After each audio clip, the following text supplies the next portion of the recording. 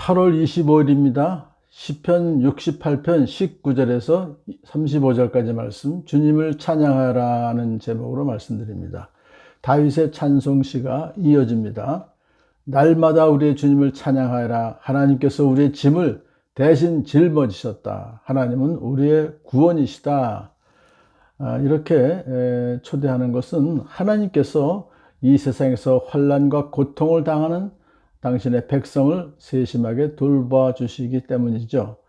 여기서 우리의 짐을 대신 짊어지신다고 해서 전혀 환난과 고통을 당하지 않게 해주신다는 뜻이 아니라 그런 문제점이 있을 때에도 능히 그 어려움을 극복할 수 있도록 도와주신다는 뜻이죠.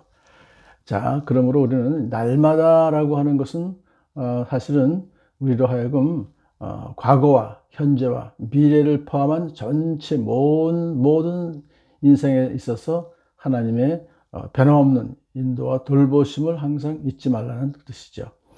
하나님은 우리의 구원이시다. 그분은 우리의 주님이시다. 우리를 죽음에서 구원하여 내시는 주님이시다.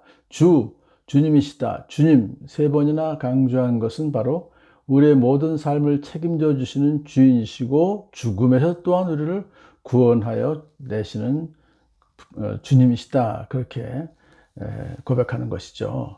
사실 여기서 이 우리를 죽음에서 구원하여 내신 분이라는 것은 궁극적으로는 우리의 육체가 죽은 후에도 예수님 재림하실 때 부활할 것을 여기서 미리 벌써 내다보시는 그런 예언의 말씀입니다.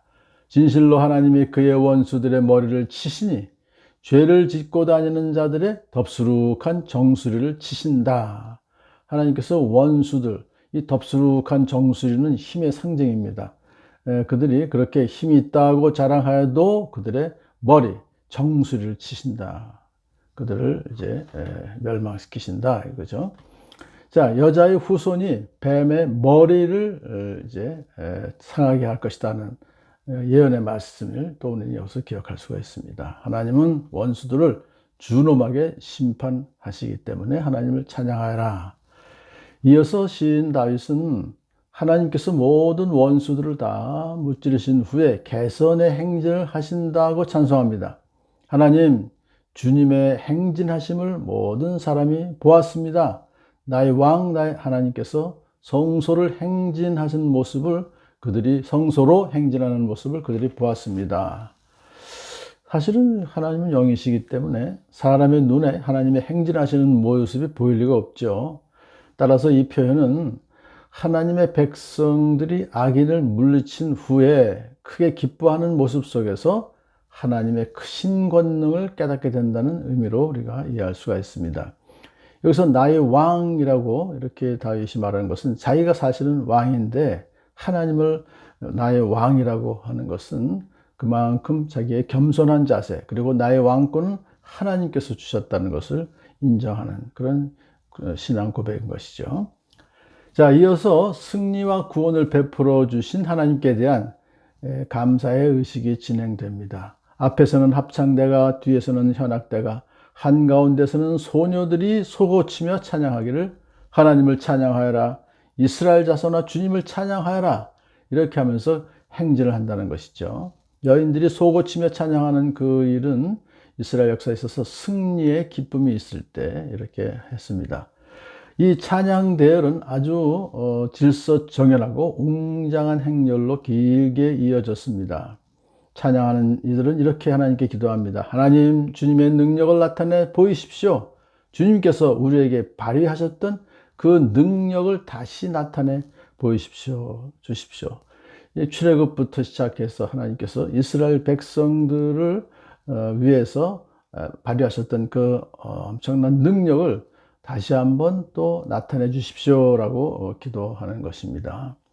자, 우리가 구원받은 것도 오직 주님의 도우심 때문이지만 날마다 성령 충만한 삶을 유지하며 신앙이 성장할 수 있도록 하나님 능력의 주님께 또 기도해야 될 그 이유가 되는 것입니다.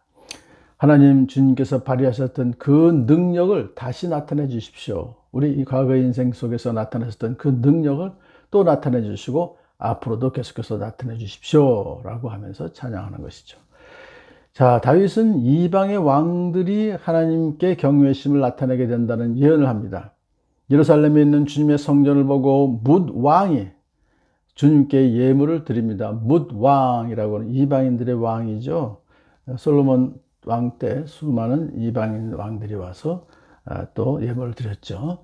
이집트에서는 사절단이 온갖 예물을 가지고 오고 에티오피아 사람들은 서둘러 하나님께 예물을 드립니다.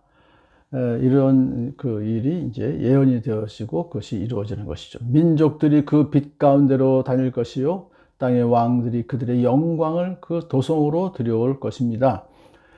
궁극적으로 이 예언은 예수님 재림하실 때 완성될 것이지만, 이집트와 에티오피아는 원래 언약 백성들과 하나님을 대적했던 나라들의 대표격입니다. 그런 원수들이 온갖 예물을 서둘러서 하나님께 드리게 된다는 것은 결국은 마지막 때에 다 이루어질 것이죠. 그러므로 세상의 왕국들아 하나님을 찬양하여라, 주님께 노래하여라. 궁극적으로 이루어질 이 예언은 부분적으로 이루어지기 때문에 그때그때마다 사실 하나님께 찬양하고 하나님의 능력을 이렇게 인정하는 것을 보아요. 세상 모든 사람들이 하나님께 복종하게 될 날이 올 것이다. 자, 이 세상의 막강한 나라들이 하나님께 굴복하는 것을 보게 되면은 세상 사람들이 하나님의 크신 능력을 알게 되고 하나님의 의로운 통치를 보게 되면서 기뻐하면서 찬양하게 될 것이라고 또한 예언합니다.